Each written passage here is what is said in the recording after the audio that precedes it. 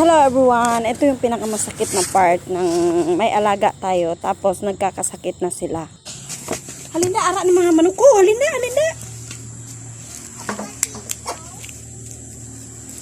Alinda kay madakop gani ko. Hay butangan ta gani bulong ya mga manok ta, hay why don't bilin ho. Stay there.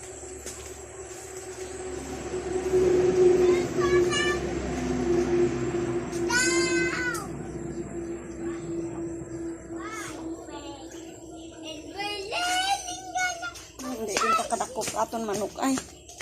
Ayan, dyan ang huli ako tapos lumipad yung manok. Kaya medyo nasugatan ako. Ang dami kong kalmot ng manok. Wala tayong magagawa kasi naawa ako sa kanila. Maaga pa lang, ayan, gusto na nila matulog. Kaso nga nakalmot ako nung isa. Mabuti na lang at hindi sa mata. Para nga akong manok din, ano, lumilipad yung buhok. At nga, ayan nga yung nangyari. Hindi ko na siya kinuha. Hinayaan ko na lang. Sa susunod o mamayang gabi ko na lang siya kukunin kapag tulog na sila. At ayan na nga guys, nagkasugat ako dyan sa may bibig or lips. Gusto ko lang naman hulihin yung manok kasi nga gusto ko lang siyang gamutin. Pero hindi pa rin ako susuko. Ayan, hinuli ko na yung isa kasi hindi na siya gumagalaw at anong oras pa lang, mga 3 PM or 4, tulog na siya.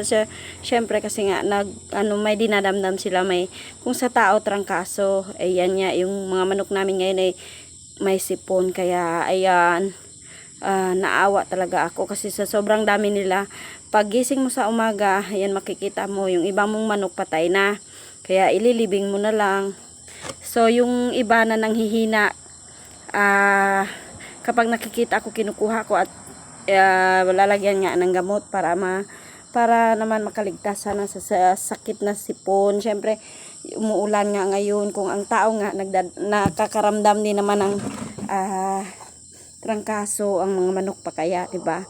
Kaya yan, sobrang naawa ako sa kanya kasi may mga ano pa siya, may itlog pa siya, dapat pa siya, iinitan niya pa yung kanyang itlog sa kanyang ilalim ng tiyan, diba? Kaya ayun, pinabayaan niya na yung itlog niya. Tsaka syempre masama yung pakiramdam ng manok. Kaya ayan, gusto ko lang naman siyang gamutin. Kaya nilagyan ko siya ng paminta at pinakain ko siya ng paminta para maisuka niya yung sipon o ano niya sa ilong niya ba, para lumabas. Kaya ayan guys, medyo ngayon nakatayo na siya. Siguro kaya nakatayo na siya kasi nga nilagyan ko siya ng paminta. Medyo okay na siguro pakiramdam niya. Kaso nung inuwi ko siya sa bahay, parang naawa ako kasi ayan, tulog siya tapos tumutulo yung sipon niya. Ayan yung sipon niya guys, kawawa talaga yung mga manok ngayon. Sobrang sila, nagdadamdam din naman ng sakit. May sakit din naman sila, kaya yung iba namamatay, yung iba iniihaw namin.